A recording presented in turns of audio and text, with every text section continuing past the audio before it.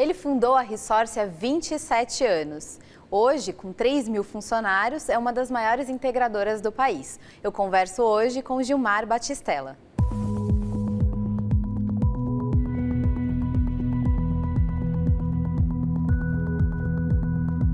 Gilmar, obrigada pela sua participação aqui hoje. É um grande prazer receber você aqui. Obrigado, Débora. Eu que agradeço a oportunidade de estar aqui com vocês.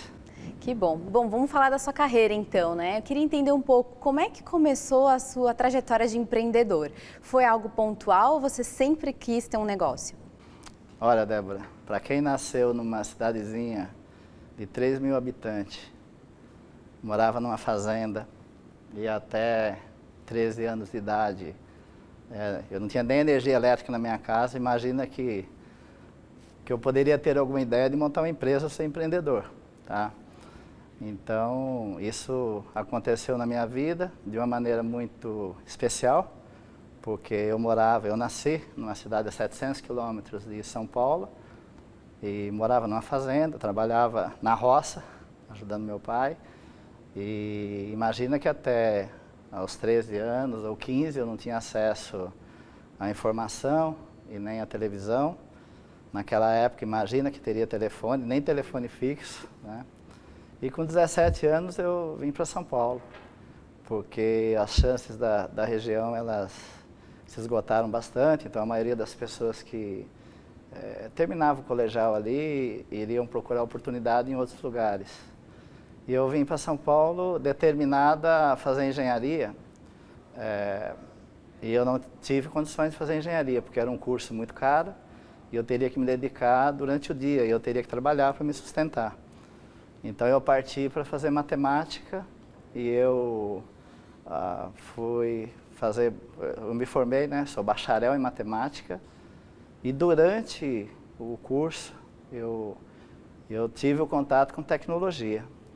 O bacharel seria um trampolim para depois eu tentar fazer engenharia, tá? E durante o curso de matemática eu tive o contato com linguagem de programação de computador, aí eu comecei a ver o que era um computador. A primeira linguagem que eu aprendi é o Fortran, porque ela é muito voltada a cálculo. E o primeiro programinha que eu fiz é um negócio muito curioso, porque eu nem imaginava que poderia programar um computador. É uma coisa muito... Na época, eu me lembro que o professor falou, olha, esse computador você pode programar ele para fazer uns cálculos ou executar uma rotina. Então vocês podem ser criativos, façam o que vocês quiserem, coloquem alguns parâmetros e vê o que ele vai dar. E eu fiz um programinha rápido, porque eu fumava na época, e eu pensei assim, deixa eu fazer uma conta aqui, eu estava com uma cigarro, falei, deixa eu ver se eu pegar quantos cigarros eu fumo por dia, depois eu vou vendo por mês ou por ano na minha vida. Bom, a conclusão é que o resultado deu um corrimão na Dutra, tá? E eu fiquei muito apavorado com aquilo, mas não parei de fumar tão rápido, não. Mas dali, assim, uma coisa... E eu comecei a brincar com aquela máquina e pelo raciocínio lógico, né, eu comecei a me apaixonar por tecnologia. Mas o grande momento que fez eu pensar na empresa foi quando eu deixei de ser o técnico, o nerd, o cara que pensava em computador, que ficava o tempo todo uma pessoa tímida. E eu de repente, em algum momento, me deu um estalo e aquilo ficou sem graça para mim. Não tinha mais desafio a ficar brincando com o computador. Isso eu já estava com 23 anos, e aí eu comecei a atuar na área de tecnologia como analista de sistemas e conhecer negócio. Eu trabalhava na VASP, aviação aérea, antiga, né, já não tem mais, e depois eu fui para Alpargatas em 1986. E ali eu tive a oportunidade de começar a visitar as fábricas e entender o negócio. Então, eu tive alguma coisa que aconteceu dentro de mim, a hora que eu comecei entender como funciona uma empresa, eu comecei a pensar que eu poderia montar uma empresa. E dali eu saí da Alpargatas e fui para o Unibanco, como um terceirizado, e eu comecei a conhecer o mercado financeiro. E por onde eu passei, as empresas, 2 ou 3, VASP, Alpargatas e Unibanco, as pessoas me chamavam para eu ir à noite fazer algum programa de computador, alguma coisa, acertar algum sistema, porque eu conhecia. E aí eu não dava mais conta sozinho, eu comecei a contratar gente. Aí comecei a contratar 1, 2, 3, 4. Fui montando a equipe e assim começou a minha empresa. E hoje já são 3.000 funcionários? São 3.000 funcionários e a gente tem presença no Brasil quase que completa aí, nas principais capitais. Nós fizemos a expansão para a América Latina. Nós fizemos uma tentativa dos Estados Unidos em 2000 e depois teve o atentado lá e a gente teve que mudar o rumo do projeto. E depois nós voltamos em 2014, foi quando a gente montou o Centro de Pesquisa no Vale do Silício e eu me mudei para lá e fiquei na Ponte Aérea. E o que você aprendeu nesse processo de internacionalização da empresa, não só na América Latina, mas também nos Estados Unidos, mais recentemente com o Vale do Silício, né? E também esse momento que você teve de dar um passo para trás, quando ia abrir o escritório, teve o atentado e você falou, não, agora não é o momento certo de fazer isso. Primeiro que na vida de um empreendedor ou de uma empresa que de alguma maneira tem algum sucesso, é quase que impossível que você não vê bastante fracasso. Então, a gente aprende muito com coisas que você projeta e vai fazer e você tem que mudar, que não dá certo. Ou porque o mercado mudou, alguma coisa aconteceu, que foi o exemplo lá dos Estados Unidos.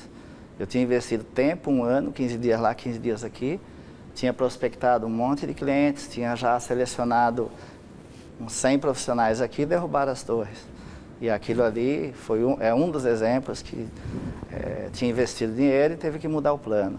Mas no aspecto de estar lá fora, como você me perguntou, isso é um aprendizado muito grande, porque principalmente uma empresa de tecnologia não tem como não ser global.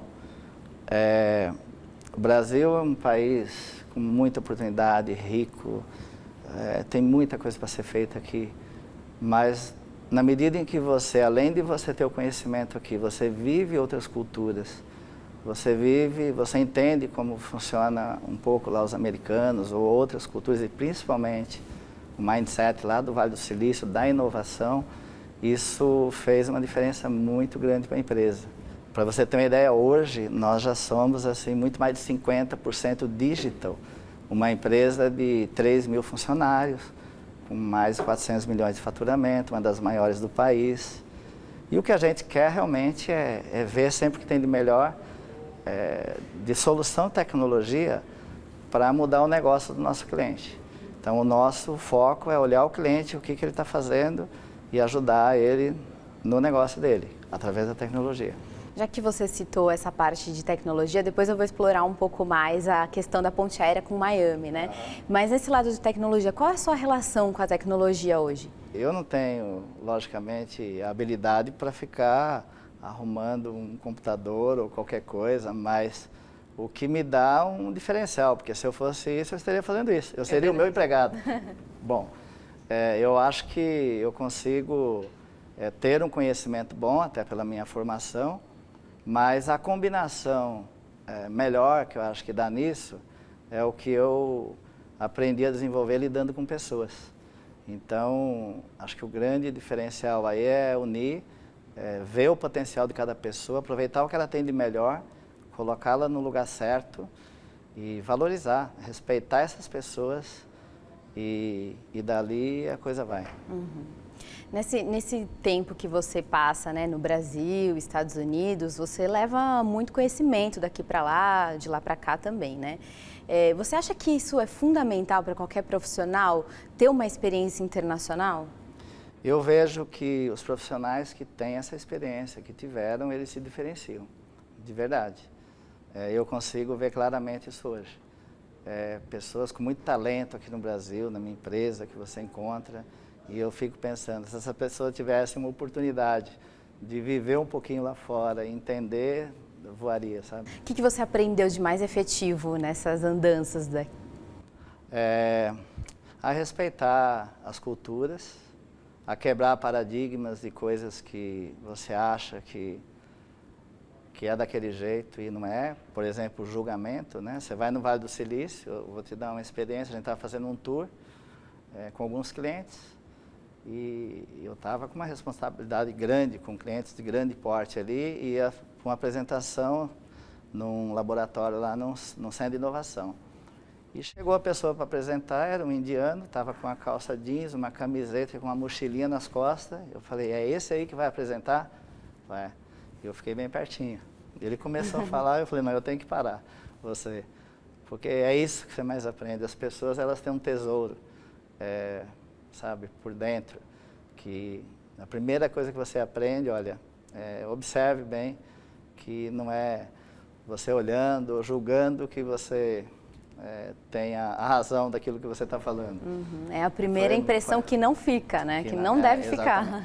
Tem aquela questão que a primeira impressão, os primeiros segundos, mas eu digo assim de uma coisa que é o visual, o julgamento seu, né? Uhum.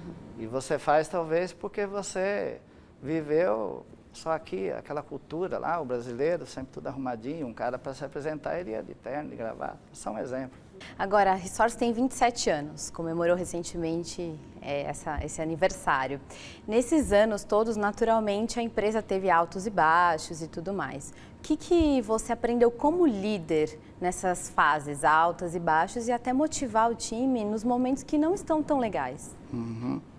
Olha, eu diria que diante de grandes problemas, como nós passamos e todas as empresas, e nos últimos 3 anos, as empresas brasileiras vêm passando, eu diria para você que da minha trajetória, 2016 foi o ano mais desafiador.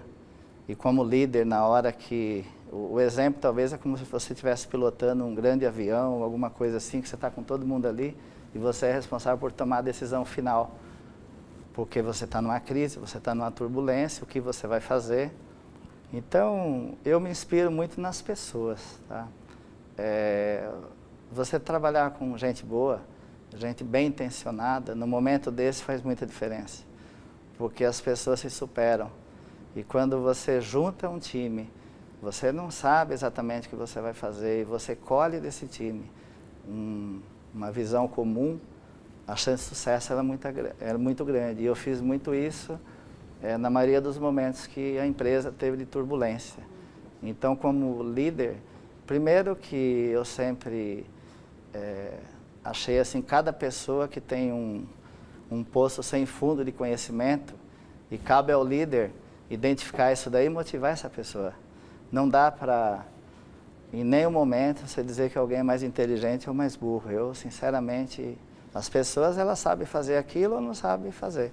E a outra sabe. Então, você como líder, primeiro você tem que fazer as pessoas ter brilho no olho, tem que ter paixão. Se você tem na tua empresa uma pessoa que não tem paixão pelo que ela faz, e ela está ali para ganhar dinheiro ou temporário, às vezes a gente até respeita e fala, eu já sei que é isso. Mas eu te diria que eu, como líder e fundador da empresa, se eu não tivesse paixão pelo negócio, se eu tivesse montado isso aqui para falar, não, eu vou ganhar dinheiro, eu não conheço nenhum case dos que eu participei, que eu vi, que quando o líder, o fundamento principal, o objetivo é ganhar dinheiro. Dinheiro é uma consequência. Agora, num mercado de tantas transformações que é o da tecnologia da informação, várias mudanças acontecem numa velocidade muito grande. Como que você se adapta a essas velocidades também? Essa é uma questão que quando você está fora, você tem diferencial. A tecnologia, você sabe o que está acontecendo em qualquer lugar do mundo, você praticamente não precisa estar lá. Mas o fato de estar lá, você tem o mindset de estar olhando o que muda. E a adaptação, ela é um ponto fundamental para o sucesso de qualquer empresa. Com a internet, com a tecnologia, tudo muda muito rápido. Você tem que ter a capacidade de se adaptar muito rápido. Eu não conheço, inclusive, as grandes empresas que se comportam com um plano ainda rígido de crescimento, que é assim, e não dá uma oportunidade de mudar muito rápido, eu não vejo sucesso. Eu costumo dizer para o meu time, diretores, gerentes, quando a gente está conversando, faz um planejamento final de ano, a gente coloca todas as diretrizes, mas eu falo assim, ó, a decisão dentro do campo na hora do jogo. Por mais que você passe a orientação, é como se fosse um técnico de futebol, que vai lá e orienta todo o time, a hora que ele vai jogar, o técnico não está lá do lado. Então as pessoas têm que tomar a decisão. Você começa a jogar, começa a chover, tem uma poça d'água, você toma uma canelada, e se a gente não desenvolver isso nas pessoas, que elas tenham condições e autonomia de tomar essas decisões, eu também não vejo sucesso. E mudar. Você faz todo um esquema tático, você entra e mudou tudo. Se você não tiver pessoas preparadas para se adaptar e mudar e falar, eu fiz isso porque eu achei que era o correto, e você fala, parabéns, nós ganhamos. Ou então, olha, eu fiz isso, desculpa, deu errado. E o que vocês estão projetando agora em termos de inovação, próximos passos, as expectativas da Resource aí para os próximos meses?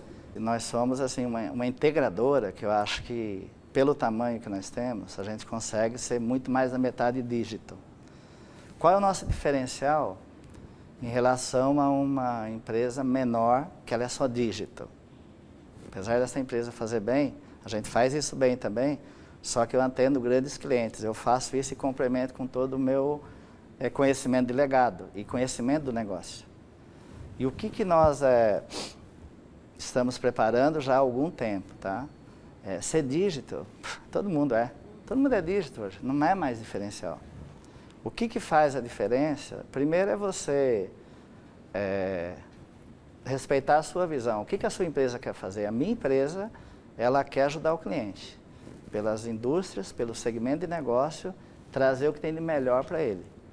Eu tenho que ser um agente para que essas empresas elas mudem rapidamente o plano do seu voo por uma solução que eu trouxe de tecnologia.